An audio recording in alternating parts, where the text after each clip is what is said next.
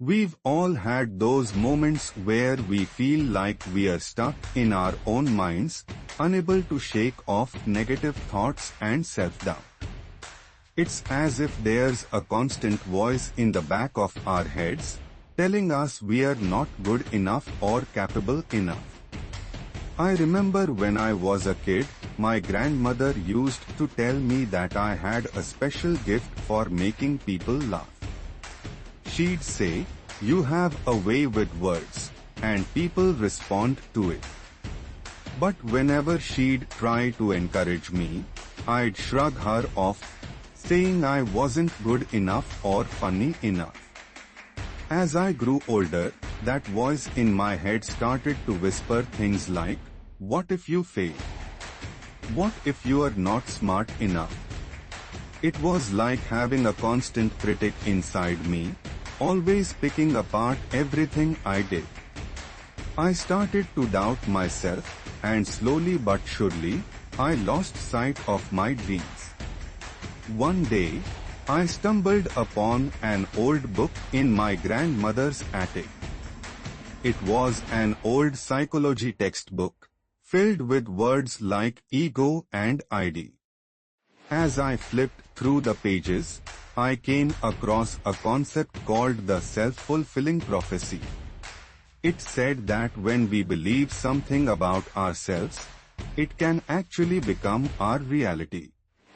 I realized then that my grandmother's voice had been right all along. When she believed in me, I started to feel more confident.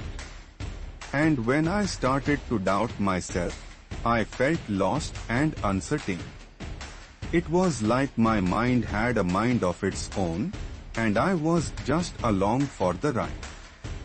This got me thinking, what if our subconscious minds are trying to tell us something?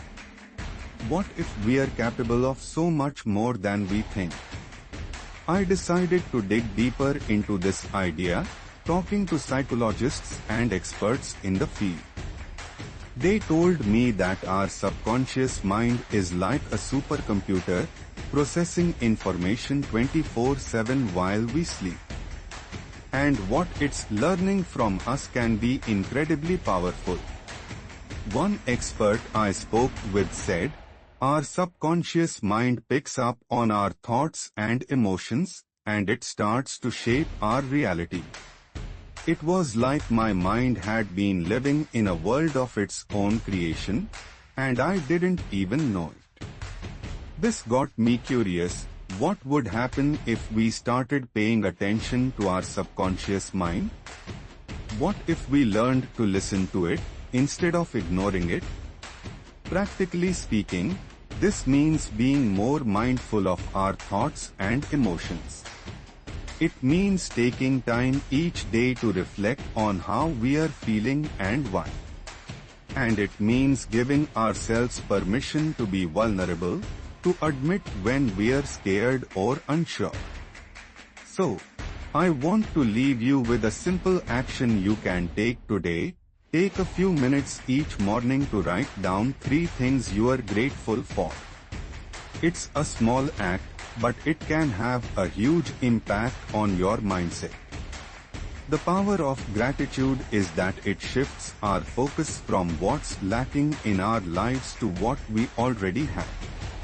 And when we do that, our subconscious mind starts to see us in a new light, as capable and worthy individuals.